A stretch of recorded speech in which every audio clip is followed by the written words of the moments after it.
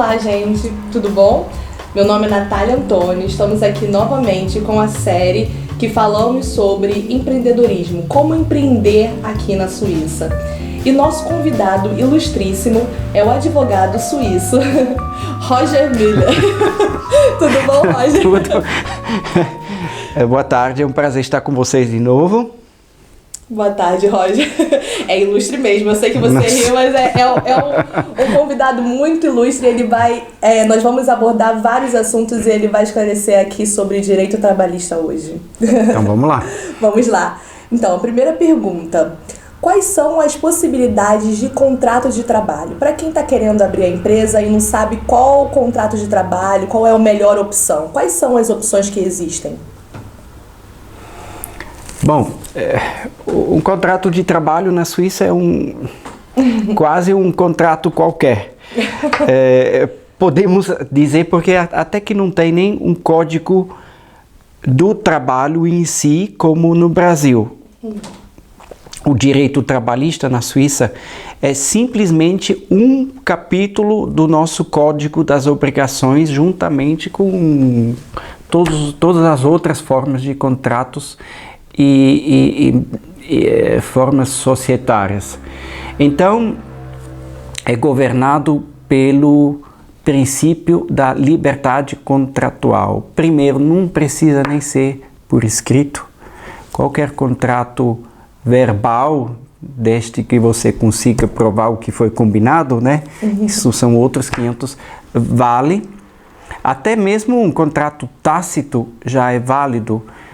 É que quando você presta um serviço do qual a pessoa que recebe seu serviço não pode partir do princípio que se presta normalmente gratuitamente. Ou seja, não precisa ser nada escrito. Se não foi combinado nada em específico, valem simplesmente as regras gerais do nosso direito trabalhista, mas que não é muito vasto, tá? Só tem, vamos dizer, regras superficiais. Por resto, vale o que está combinado no contrato individual e não tem nenhum tipo de contrato de trabalho. Tem um capítulo um pouco mais detalhado sobre a aprendizagem, tem um capítulo um pouco mais detalhado sobre o contrato do comerciante ambulante, seria isso, né? Tipo Handelsreisender. Sim. E algumas outras profissões mais vulneráveis, mas em princípio o contrato individual de trabalho está livre. Isso. Boa notícia. Então, qual é a média salarial aqui da Suíça? Quando o empregador ele pensa em qual salário ele vai dar para o empregado, qual seria essa média, no que ele tem que se basear? Outra vez, não existe quase regra na Suíça. Não tem médio salarial nem salário mínimo na Suíça. Claro, tem certas diretrizes, o salário não pode ser abusivo. Em princípio, está sujeito à livre disposição das partes contratantes. Obviamente, você não vai aceitar um salário muito abaixo do que é conhecido como média do mercado, mas depende muito da atividade concreta, da posição concreta, da idade. Até existem ainda, lamentavelmente, diferenças entre homem e mulher que executam o mesmo trabalho, ainda existem. Aí outro princípio que governa o salário não pode ser discriminador. Mas fora disso, não existe grande controle. Geralmente na empresa há, uma vez a cada 5 anos, uma auditoria externa da ARAFAL, que seria o INSS no Brasil, que controla, em primeiro lugar, se todas as contribuições foram calculadas e pagas, né, corretamente, e nesse ramo existe tipo um controle indireto da altura adequada dos salários, né, principalmente para os próprios empreendedores. Se você se paga um salário muito abaixo do mercado como próprio empreendedor, eles vão considerar uma distribuição disfarçada de lucro, não é? E uma parêntese importante eu devo abrir: existem para certas profissões com funcionários, digamos, mais vulneráveis, na limpeza, na gastronomia, etc., acordos coletivos de trabalho. Isso são acordos que os sindicatos negociaram com as associações dos empreendedores, se estipularam regras que eles querem aplicar entre si, e nas profissões governadas por esses acordos coletivos, que depois precisam ser homologados pelo Departamento Federal competente, existem também salários mínimos, né, para aquela profissão.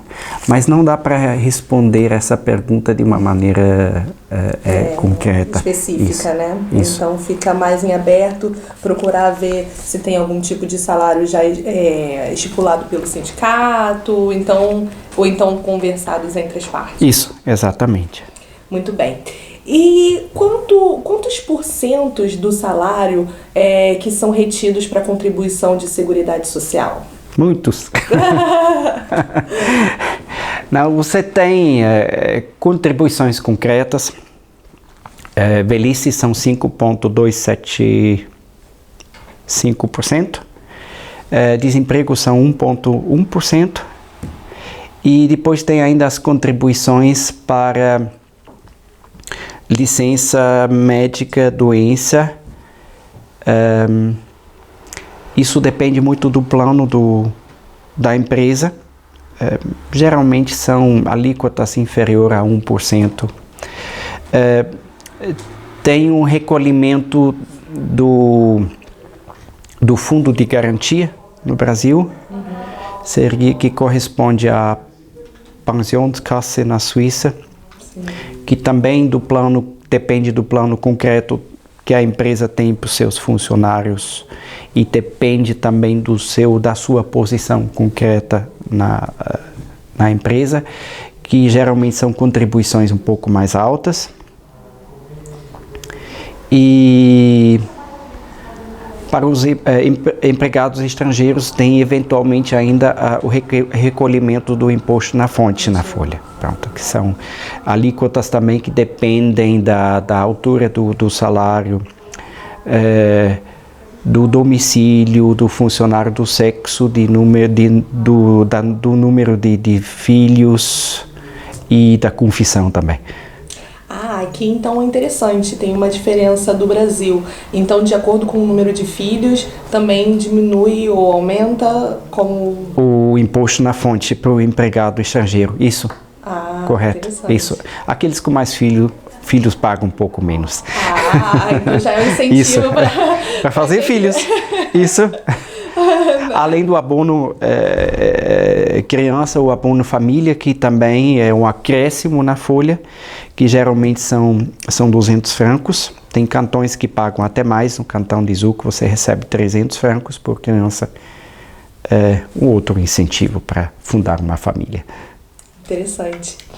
E quantas horas de trabalho são permitidas pela legislação suíça? E é permitido hora extra?